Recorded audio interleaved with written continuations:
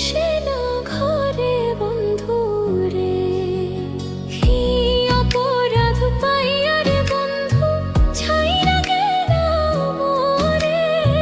তোমার লাইগা পরাণ কান্দে, মন বসে না ঘরে বন্ধু রে।